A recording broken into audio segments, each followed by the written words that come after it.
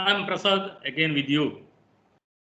I am very pleased to lend my voice for Professor K.R. Parthasarathy's work on Dr. C.R. Rao at the helm of Research and Training School of the Indian Statistical Institute, a student's impressions.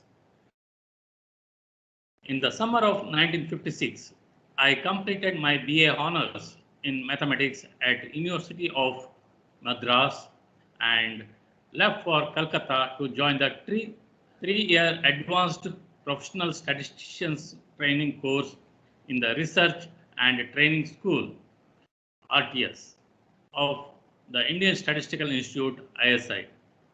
The institute was located in a lush green campus dotted with ponds and surrounded by a variety of trees like mangoes, jackfruits, royal palms, coconuts, magnolias, etc.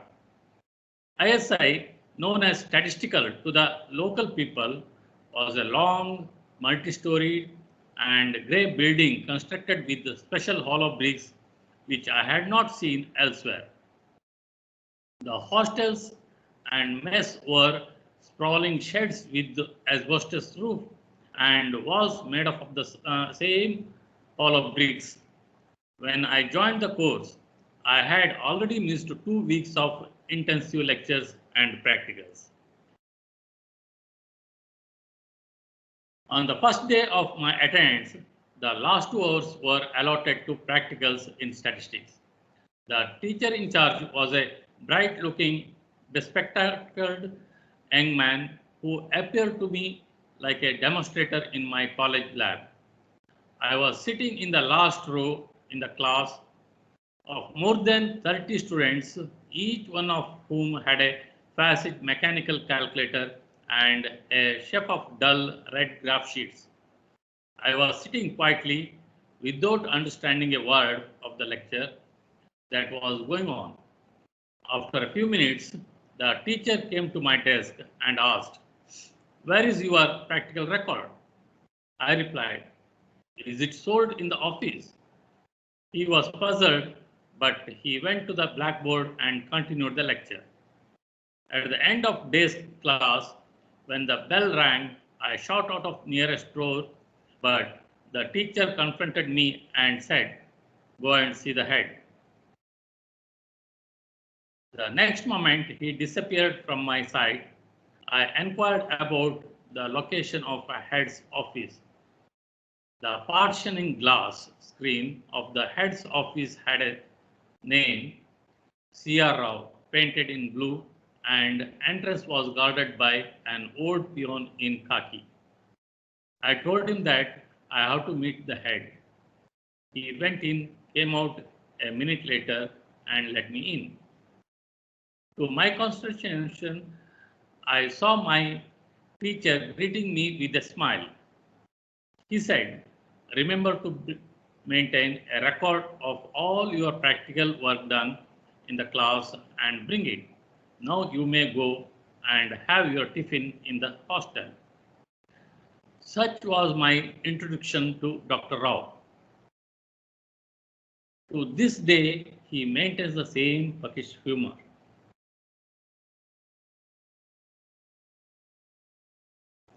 In those days of institute, there was only one professor, and it was Director P.C. Malnovis. All the rest were called workers or students. The famous younger professor of statistics was just addressed Dr. Rao. In our class, most of the students had no statistical background. In those days, we had no computers or electric calculators. I, for one, was not even aware of elementary notions like mean, variance, standard deviation, median, mode, etc., which today's class children are taught in their mathematics lessons. Dr. Rao made us toss a coin 100 times and record the outcomes in the form of a sequence of H and T, H for head and T for tail. Pulling the data from the whole class, bunching them properly, and analyzing the frequencies of H and T in the bunches, he deftly navigated us to drawing the bell-shaped curve approximating the normal density. Another example I still remember is cutting strips of paper of standard length, say 6 centimeter, without using any scale. Repeating this, say 10 times, measuring the lengths of different strips, recording the deviation from the standard, making the frequency table of the pooled data of the deviations, plotting a histogram, and arriving at an approximation for the bell-shaped curve of the normal density. Combined with the theory classes in probability, we finally learned to appreciate the De Moivre's limit theorem for binomial trials and the Gauss-Laplace theorem in the theory of errors. Slowly and steadily, all the well-known elementary probability distributions like the binomial, negative binomial, geometric, hypergeometric, Poisson, beta, gamma, chi-square, student T, Fisher's F, etc. rode by appearing in practical statistical problems encompassing a variety of scientific phenomena. Dr. Rao's classes remind me even today the spirit of William Feller's dictum, how the Poisson distribution happens. Star in the sky, animal litter in the fields, bacteria in the blood, particles emitted by a radioactive material, accidents in a street, and so on. Another striking example from his class was the problem of estimating the number of fish in a pond using the hypergeometric model. The limit to this variety of applications of statistics is the sky. In the winter of the same year, 1956, which was the silver jubilee year of ISI, a big international conference was organized in the RTS. Many distinguished scientists from all over the world participated in the deliberations of this conference. Sir Ronald Fisher from England, Professor Jerzy Neyman from the US, academicians N.N. Bogliobo and academicians Amberstulmian from the former Soviet Union, Professor T. Kitagawa from Japan, among others were present. Our classes were stopped and all the students were advised to attend the lectures. Tea and refreshments were provided gratis. I could not understand much from the lectures, but some keywords got strongly registered in the back of my mind. There was a memorable debate in one session in which the statistical giant Fisher and Neyman participated. Whereas Fisher concentrated on the estimation of parameters in parametric models, Neyman emphasized the importance of testing hypotheses in practical statistical problems. Both these theories were included in the syllabus of our program. We had some knowledge of the method of maximum likelihood estimation as well as the famous chi-square test. The Fisher-Neyman debate was prolonged. The chairman of the session was Dr. Rao himself. When the time limit was very much exceeded and Dr. Rao could not stop it by the standard methods, he got up and declared, "It is time for tea." The debate stopped and the audience began to disperse.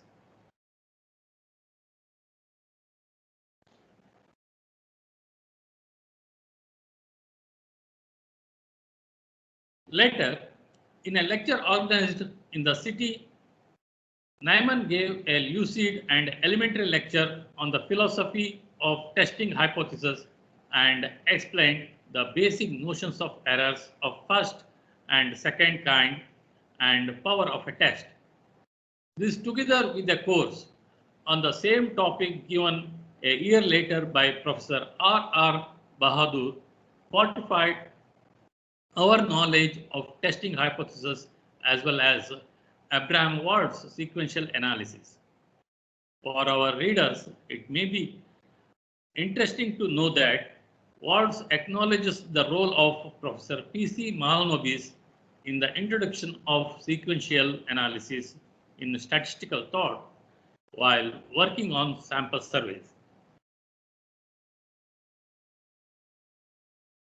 There was a lecture by academician Bogliubov in statistical mechanics, and this new keyword left a deep impression on me. 2 years later, I read a paper by Bogliubov in ergodic theory, which proved useful in writing my PhD thesis. Academician Amsterdam lectured on the distribution of multiple stars in the astronomy. These two lectures opened my eyes to the appearance of statistical ideas in physics. After the conference was over, we were back to our classes and frequent examinations. In many tests, we were permitted to use our books and notes, and there was no time limit. This was indeed a new experience. During an exam, Dr. Rao visited the classroom to enjoy watching the students struggle. The facet machine was an important tool in the exam. In my second year, Dr. Rao gave two courses. The first one was an introduction to design of experiments and analysis of variance. Notions like randomized block designs, balanced incomplete block designs, partially balanced incomplete block designs, Latin square designs, factorial designs rolled by. The role of randomization in the elimination of bias was a revelation. In the same course, finite Galois field and their role in the construction of designs were discussed. Later, I came to know about the role of finite fields in the construction of Dr. Rao's orthogonal arrays and the Bose-Chaudhuri-Henkin, that is BC8 course in communication and information theory. In 1960, Bose, Parker, and Srikande used finite fields in the construction of mutually orthogonal Latin squares earned the title Euler spoiler and hit the headlines of New York Times. Today, orthogonal arrays of Dr. Rao are used in the construction of entangled states in quantum information theory. They also appear in the construction of quantum error correcting codes. The same year, Dr. Rao gave a course on multivariate analysis, which involved the central role of the multivariate normal distribution. It is here we learned about Mahalanobis d square and its distribution as derived by R.C. Bose and S.N. Roy. What I have said reveals the distinguishing feature of the education in RTS. The students came to know about the fundamental contribution to statistics by our own teachers. In our theory classes, we learned two important contributions from Dr. Rao. The first, the Kramer-Rao bound, the second, Rao-Blackwell theorem. The first result was proved by Dr. Rao when he was just 25 years old. Today, it is used in a wide variety of statistical applications in almost all science. New research in this bound have appeared in non-commutative quantum statistics. The Kramer-Rao bound puts a limit on the variance of any unbiased estimator of a parameter appearing in a statistical model. It is no wonder that the position momentum Heisenberg uncertainty relation can be derived from the Kramer-Rao bound as a corollary.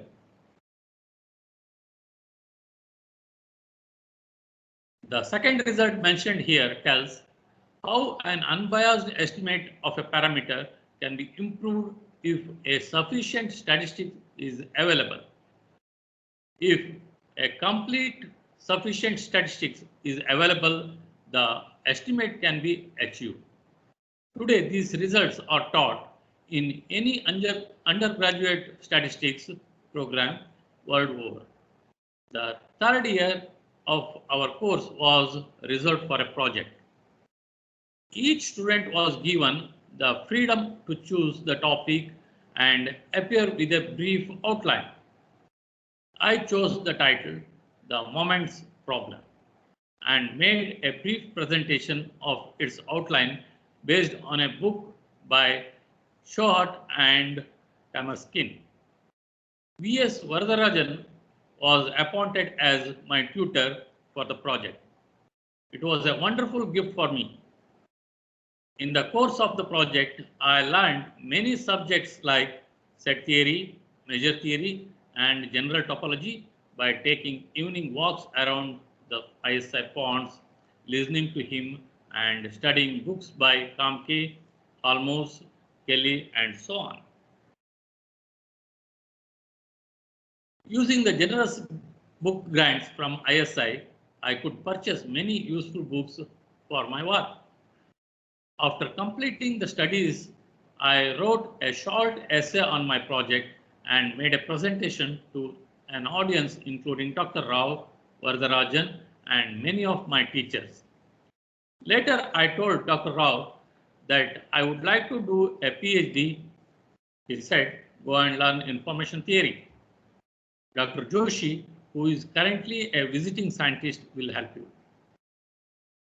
At Dr. Joshi's suggestion, I began to read Mathematical Foundation of Information Theory by the Russian probabilist A.I.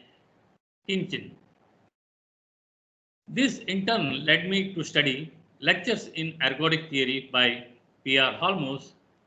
After a brief stay in ISI, Dr. Joshi left. I explained to Dr. Rao what I was studying. I tried to explain the ideas of basic information theory to Dr. Rao and report my progress. Dr. Rao